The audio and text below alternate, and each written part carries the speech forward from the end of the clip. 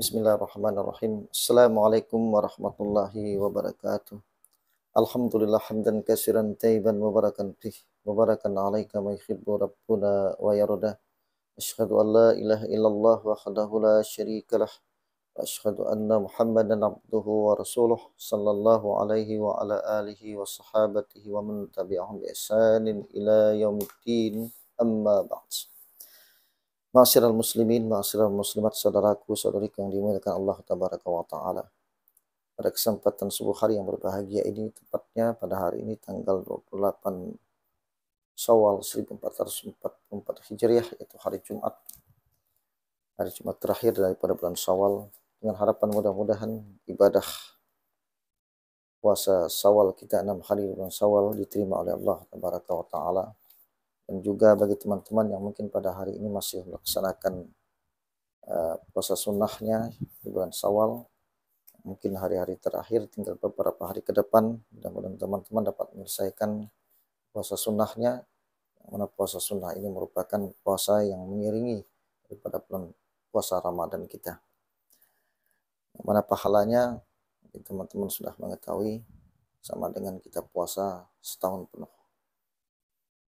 Baiklah teman-teman, pada kesempatan subuh hari ini saya akan membacakan referensi, yaitu surah Al-Kahfi. Teman-teman bisa buka di surah Al-Kahfi ayat 103 dan 104, di mana Allah tabaraka wa taala berfirman, a'udzubillahi minasyaitonirrajim, qul hal nunabbi'ukum bil akhsarina a'malan alladzina dhalla sa'yuhum fil hayatid dunya wa hum yahsabuna annahum yuhsinuna dhun'a.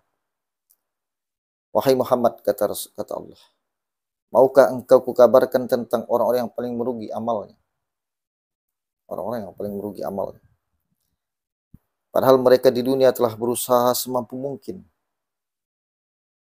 habis-habisan untuk mendapatkan pahala, mendapatkan surga. Ternyata mereka tertipu dengan amalnya. Ayat ini sebenarnya Allah turunkan untuk orang-orang kufar, itu untuk orang-orang kafir yang bermimpi mendapatkan surganya Allah tabaraka wa ta'ala, tapi ternyata nerakalah tempat mereka. Ini satu peringatan dari Allah tabaraka wa ta'ala. Sebenarnya ayat ini untuk orang-orang kufar, orang-orang kafir. Walaupun maknanya pada orang-orang kafir pada khususnya, tapi ini juga menjadi peringatan bagi kita yang Allah tabaraka wa ta'ala selamatkan iman kita. Ternyata di antara orang-orang yang beriman pun tak luput ruginya amal yang kita lakukan di dunia ini, dan kita berangan-angan masuk surga, ternyata kita berada dalam nerakanya Allah tabaraka wa ta'ala. Na'udzubillah. Dan ini dijelaskan oleh Rasulullah SAW dalam banyak hadisnya tentang berbagai macam ragam amalan yang menyebabkan terhapusnya pahala. Salah satu yang akan Anda angkat pada subuh hari ini yaitu hadis Nabi riwayat Tabrani dengan derajat yang hasan. Syekh Albani mengatakan sahih dalam Sahihul Jami dari Abu Hurairah radhiyallahu anhu qala, ana Rasulullah sallallahu alaihi wasallam qala, salasatun la yaqbalullahu minhum yaumal qiyamah sarfan wala adlan. Ada tiga orang, ada tiga kelompok yang Allah tidak akan terima amal mereka. Allah tidak akan menerima apapun amalan mereka di hari kiamat nanti. Karena hari bongkar-bongkarnya amal adalah hari kiamat, saudaraku, saudariku. Hari ini adalah hari kita bercerita tentang kiamat. Hari kiamat kita bercerita tentang dunia. Di sanalah kita melihat pahala kita semuanya. Allah Subhanahu wa taala mengatakan tiga golongan ini di hari kiamat nanti ternyata tidak terima amalnya. Selama dia beramal di dunia, tidak akan diterima oleh Allah. Sarfan, baik amalan-amalan yang diwajibkan oleh Allah, salat kita, puasa kita, zakat, haji, tidak diterima Allah. Qabliyah, ba'diyah kita tidak diterima Allah tabaraka wa ta'ala. Semua ibadah ghairul mahdah yang sifatnya sunnah, ternyata Nabi tegaskan tidak akan makbul, tidak akan berbuah pahala. Inilah yang patut kita hati-hatikan teman-teman. Maka ilmu menjadi penentu. Jadi kita sesuatu yang kita amalkan harus kita berilmu dulu. Karena bukan amal yang menjadi penentu, ilmu menjadi penentu amal kita. Benar atau tidak benarnya amal kita tergantung dari ilmu yang kita terima. Ini banyak orang beramal tidak berilmu, atau terjebak ke dalam kesia-siaan. Maka sebaik-baiknya beramal adalah dengan cara berilmu. Dan salah satunya diberitahukan oleh Nabi adalah amal yang tidak berbuah pahala, walaupun kita lelah mengerjakannya, baik amalan wajib maupun amalan sunnah. Baiklah, pada kesempatan pagi hari ini anak akan membahas satu saja dari 3 golongan ini. Satu akan anak bahas, yaitu kata Rasulullah, al-aq, orang-orang yang durhaka kepada orang tuanya. Jadi sehebat-hebatnya Ramadan yang kita lalui bulan yang lalu, luar biasa kita beriktikaf dalam Ramadan. Luar biasa seriusnya kita melakukan haji dan umrah. Bahkan berulang-ulang kita mengangan-angankan melakukan hal yang sama. Salat tahajud kita, salat duha kita, selama diiringi kedurhakaan terhadap orang tua, selama itu amal itu tidak diterima oleh Allah Tabaraka wa Ta'ala. Sering kita mendengarkan daripada ustadz-ustadz, ulama-ulama, itu peringatan Rasulullah, karena Rasulullah mengatakan ridallah fi ridal walidaini, ridha Allah ada di tangan ridha orang tua. Jadi Allah menggantungkan ridhanya atas ridha orang tua. Allah menyandingkan satu-satunya manusia yang berdempetan namanya dengan nama Allah dalam Al-Quran adalah orang tua kita. Wa'budullah wa la tusyriku bihi syai'an wa bil walidaini ihsana. Setelah Allah mengatakan sembahlah Allah, jangan syirik kepada Allah, lalu berbuat baiklah kepada kedua orang tuamu. Jadi tidak ada orang lain yang disandingkan Allah. Kalau nama Nabi wajar, karena Nabi adalah utusan Allah. Orang tua kita bukan utusan Allah, tapi Allah muliakan. Dalam surah Luqman dikatakan, Allah mengatakan waskurli wali walidaika. Setelah engkau bersyukur kepadaku, bersyukurlah kepada kedua orang tuamu. Jadi setelah kita bersyukur kepada Allah, maka kita juga diperintahkan Allah untuk bersyukur kepada kedua orang tua kita. Jadi di tangan orang tua kita lah kemurkaan Allah menghambat amal kita. Maka saudaraku, saudariku, teman-teman anak yang berbahagia, inilah bahaya durhaka. Hari ini mungkin kita berpikir durhaka itu hanya mungkin mencaci, mencela, memukul, menendang, mengusir. Tapi ketahuilah teman-teman, durhaka itu apapun bentuknya, yang membuat rasa sakit pada hatinya, yang membuat dia terngiang-ngiang dalam sanubarinya, sedih dia setelah melahirkan kita. Anak-anak yang tidak berbakti kepada kedua orang tua, yang tidak berbakti kepadanya, itu anak-anak yang durhaka kepadanya. Maka dari itulah teman-teman yang berbahagia,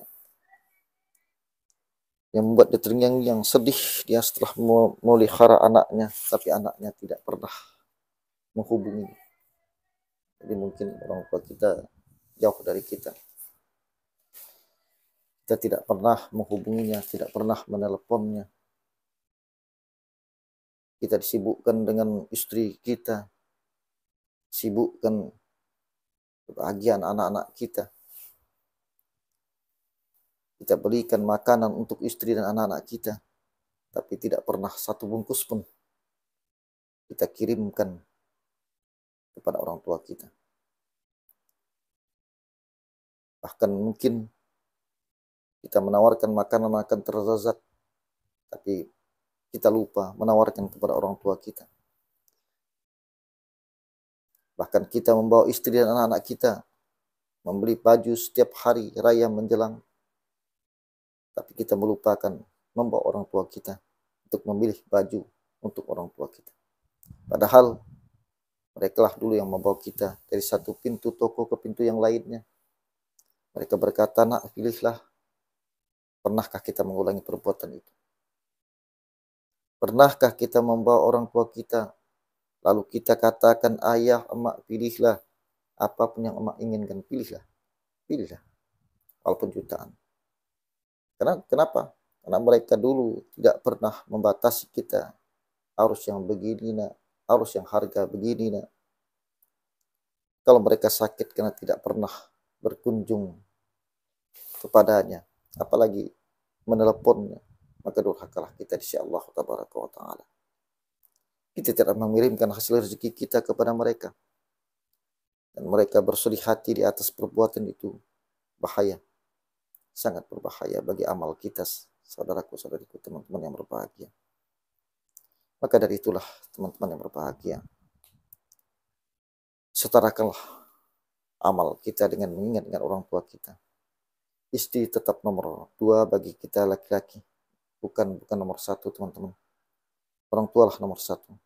Tapi bagi istri, suamilah yang nomor 1. Kenapa begitu? Bagi Allah, orang tua yang sudah berhasil mendidik anak perempuannya untuk taat kepada suaminya, dengan taat dia pada suaminya, maka mendekat orang tuanya ke dalam surganya Allah tabaraka wa ta'ala. Jadi ujungnya perempuan dengan taat pada suami sebenarnya taat kepada orang tuanya. Dengan taat kepada suaminya, sedangkan sebenarnya dia sedang membawa orang tuanya ke dalam surganya Allah tabaraka wa ta'ala. Jadi ada porsi masing-masing yang ujungnya juga ke orang tua. Jadi mungkin ini saja yang mungkin dapat Anda sampaikan. Jadi kan sampai kita melakukan hal-hal yang dilarang oleh Allah tabaraka wa ta'ala dan Nabi kita, yaitu durhaka kepada kedua orang tua kita. Karena seluruh amaliyah ibadah kita tidak akan makbul atau tidak akan diterima oleh Allah tabaraka wa ta'ala. Maka dari itulah mungkin orang tua kita, teman-teman yang mungkin masih bersama teman-teman atau masih satu rumah dengan orang tua, kedua orang tua, berbaktilah, kesempatan kita untuk berbakti kepada orang tua kita. Mungkin Allah panjangkan umurnya mungkin 60 tahun, 70 tahun, 80 tahun, dipanjangkan Allah umur untuk apa? Untuk kita bisa berbakti kepada kedua orang tua kita. Karena Allah sayang kepada kita. Allah ingin kita menempati surganya Allah. Maka dari itulah, kalau orang tua kita, kedua orang tua kita masih hidup, berbaktilah. Mulai hari ini. Mungkin kemarin kita menyepelekan hal ini. Mulai hari ini kita berbaktilah. Awal ya, bakti kita kepada orang tua kita hari ini. Sehingga kita akan meraih surganya Allah. Apa yang dikatakan oleh Rasulullah tadi? Seluruh amaliyah ibadah kita tidak akan diterima oleh Allah. Semuanya tertolak. Manakala kita durhaka kepada orang tua kita. Mungkin ini saja yang dapat saya sampaikan. Mudah-mudahan ada manfaatnya bagi kita semua dan sedikit menambah iman dan takwa kita kepada Allah tabaraka wa ta'ala. Lebih dan kurang ana mohon dimaafkan. Subhanakallah bihamdika asyhadu an la ilaha anta astaghfiruka wa atubu ilaik. Assalamualaikum warahmatullahi wabarakatuh.